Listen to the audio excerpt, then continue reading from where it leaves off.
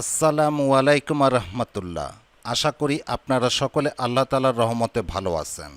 আজ আমি আলোচনা করব দান করে খোটা দিলে কি হয়। আশা রাখি একটু মনোযোগ দিয়ে কথাগুলি শুনবেন। তো চলুন আমরা জেনে নেই হাদিস ও কোরআনের আলোকে। অন্যের উপকার করা সওয়াবের কাজ। ইখলাস ও খাঁটি মনের দানে আছে আল্লাহর সন্তুষ্টি। আল্লাহ তাআলা বলেন, যারা নিঃসম্পদ আল্লাহর পথে ব্যয় করে আর ব্যয় করার পর খোটা দেয় না এবং কোনো কষ্ট দেয় না, তারা নিজ প্রতিপালকের কাছে তাদের প্রতিদান পাবে।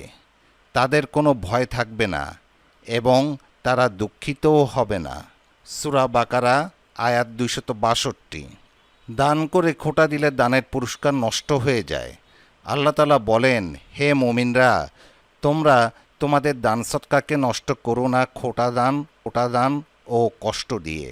সূরা বাকারা আয়াত 264।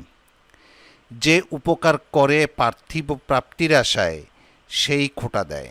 আশানুরূপ ফল না পেলে হতাশ হয়। হতাশারই প্রকাশ ঘটে খোটাদানের মাধ্যমে। খোটা দেওয়াকে কোরআনে কাফেরদের কাজ হিসেবে উল্লেখ করা হয়েছে।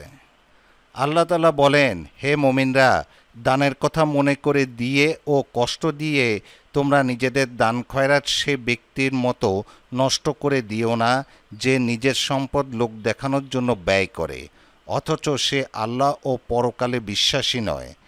তার তুলনা সেই মসৃণ পাথরের মতো, যাতে সামান্য কিছু মাটি আছে, অতঃপর প্রবল বৃষ্টিপাত তাকে পরিষ্কার করে ফেলে। তারা স্বীয় কৃতকার্যের ফল কিছুই পাবে না। আল্লাহ কাফেরদের পথ প্রদর্শন করেন না। সূরা বাকারা আয়াত 264। আবু যর রাদিয়াল্লাহু আনহু বলেন, রাসূলুল্লাহ সাল্লাল্লাহু আলাইহি ওয়াসাল্লাম বলেছেন, তিন ব্যক্তি এমন, কেয়ামতের দিন আল্লাহ তাআলা যাদের সঙ্গে কথা বলবেন না, তাদের দিকে রহমতের দৃষ্টিতে তাকাবেন না, তাদের পরিশুদ্ধ করবেন না এবং তাদের জন্য রয়েছে কঠিন শাস্তি।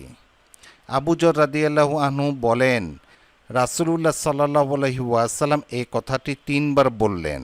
আমি বললাম, হে আল্লাহর রাসূল, তারা কারা? তারা তো সর্বশান্ত ও ক্ষতিগ্রস্ত হয়ে গেল।